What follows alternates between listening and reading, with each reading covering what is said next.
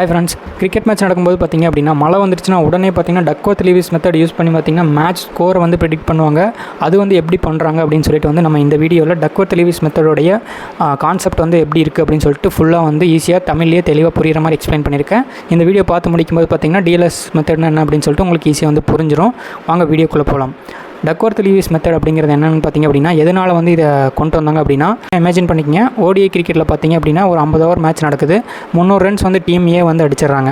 Team B batting பண்ணிகிட்டு இருக்கும்போது மழை வந்துருச்சு. இப்போ ஓவர்ஸ் பார்த்திங்கன்னா குறைச்சிருவாங்க. அப்போ டீம் பிக்கு பார்த்திங்கன்னா 300 ரன்ஸ் அடிக்கணுமா அப்படின்னா அது ஃபேராக இருக்குமா அப்படின்னா ஃபேராக இருக்காது. அதனால் பார்த்திங்கன்னா டிஎல்எஸ் மெத்தட் யூஸ் பண்ணியிருப்பாங்க.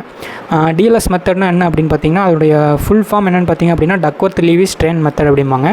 இந்த சிஸ்டமில் மழைனால் ஓவர் ரெடியூஸ் ஆனால் மேட்ச்சுக்கு புது டார்கெட் கால்குலேட் பண்ணுவாங்க.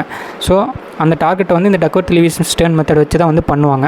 சிம்பிளாக சொன்னால் ஓவர்ஸ் கம்மினா டார்கெட்டும் கம்மியாகும். ஓகேங்களா? அதுதான் வந்து டக்வர்த் லீவிஸ் மெத்தடு.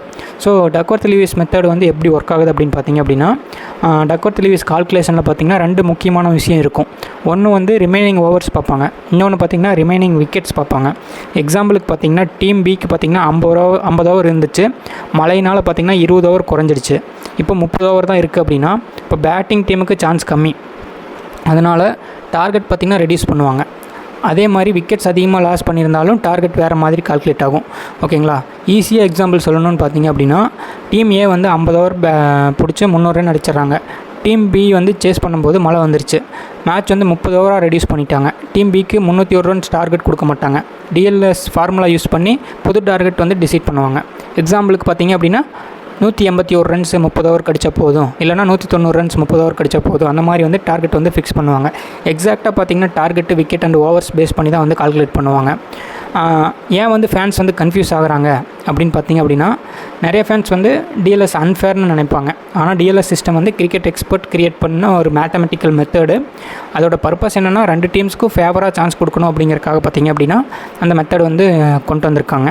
ஸோ இது பார்த்திங்கன்னா டிஎல்எஸ் மெத்தடில் எப்படி வந்து அந்த கால்குலேஷன் ஃபார்முலா வந்து எப்படி பண்ணுறாங்க அப்படின்னா, அது பேக் அண்ட் சாஃப்ட்வேர் யூஸ் பண்ணி பார்த்திங்க அப்படின்னா அந்த கால்குலேஷன் போட்டு நம்மளுக்கு டார்கெட் அண்ட் ஓவர்ஸ் ரிமைனிங் வந்து ஓவர்ஸ் ரெடியூஸ் பண்ணுறது, அதுக்கப்புறம் டார்கெட் ஃபிக்ஸ் பண்ணுறது எல்லாமே பார்த்திங்கன்னா பேக் அண்ட் சாஃப்ட்வேர் யூஸ் பண்ணி தான் வந்து கால்குலேட் பண்ணுறாங்க. அது ஃபுல்லாக எக்ஸ்பிளைன் பண்ணால் வந்து உங்களுக்கு கொஞ்சம் புரியுறது கஷ்டமாக இருக்கும். அதனால் பார்த்திங்க அப்படின்னா நான் இந்த உங்களுக்கு பார்த்திங்கன்னா ஒரு டெக்ஸ்ட் மாதிரி போட்டிருக்கேன். இதில் பார்த்திங்கன்னா உங்களுக்கு வந்து கொடுத்துருக்காங்க, அதாவது எப்படி வந்து கால்குலேட் பண்ணுவாங்க அப்படின்னு சொல்லிட்டு. இதில் பார்த்திங்கன்னா new target equal to team ஏவோட ஸ்கோரு இன்ட்டு டீம் பி ஓட ரிசோர்ஸ் டிவைடட் பை டீம் ஏவோட ரிசோர்ஸ், அந்த மாதிரி ஒரு ஃபார்முலா யூஸ் பண்ணி, இது வந்து சிம்பிளாக இந்த மாதிரி ஒரு ஃபார்முலா யூஸ் பண்ணி தான் வந்துட்டு டக்வர்த் லீவிஸ் மெத்தடில் டார்கெட்டையும் அண்ட் ஓவர்ஸையும் வந்து டிசைட் பண்ணுவாங்க. ஸோ மழை வந்து குறுக்கிட்டுருச்சு அப்படின்னா மேட்ச் நடந்துட்டு இருக்கும்போது இம்பார்ட்டன்ட் மேட்ச்க்கெல்லாம் பார்த்திங்கன்னா ஒரு சில மேட்ச் வந்து மேட்ச்சை கேன்சல் பண்ணிடுவாங்க. இம்பார்ட்டன்ட் மேட்ச் ஒரு சில மேட்ச்சுக்கு பார்த்திங்கன்னா அந்த டிஎல்எஸ் மெத்தட் யூஸ் பண்ணி மேட்ச் ரிசல்ட்டு கிடச்சி ஆகணும் அப்படிங்கிற மாதிரி சுச்சுவேஷனில் டிஎல்எஸ் மெத்தட் யூஸ் பண்ணி மேட்ச் வந்து கண்டினியூ பண்ணுவாங்க. அதே மாதிரி ஒரு சில மேட்ச் கண்டினியூ பண்ண முடியாமல் போச்சுனாலும் டிஎல்எஸ் மெத்தட் படி எந்த டீம் வின் பண்ணியிருக்காங்க, மேட்ச் வந்து பாதி வந்து மேட்ச் முடிஞ்சிருக்கும். ஸோ அதனால் டிஎல்எஸ் மெத்தட் யூஸ் பண்ணி அதில் யார் வின்னரு அப்படிங்கிற மாதிரியும் டிசைட் பண்ணுறதுக்கு இந்த டிஎல்எஸ் மெத்தட் வந்து யூஸ் பண்ணுறாங்க. ஸோ இந்த வீடியோ பார்த்தது மூலிமா உங்களுக்கு பார்த்திங்கன்னா டக்வர்த் லீவிஸ் மெத்தடோடைய பேசிக்ஸ் புரிஞ்சிருக்கும்னு நம்புகிறேன். இது மாதிரி இன்னும் வேறு ஏதாச்சும் பேசிக்ஸ் கிரிக்கெட்டில் உங்களுக்கு தெரிஞ்சுக்கணும் அப்படின்னா மறக்காமல் நம்ம சேனலை சப்ஸ்கிரைப் பண்ணி ஃபாலோ பண்ணுங்கள். இந்த வீடியோ பிடிச்சிருந்துச்சுன்னா லைக், ஷேர் அண்ட் கமெண்ட் பண்ணுங்கள். தேங்க்யூ.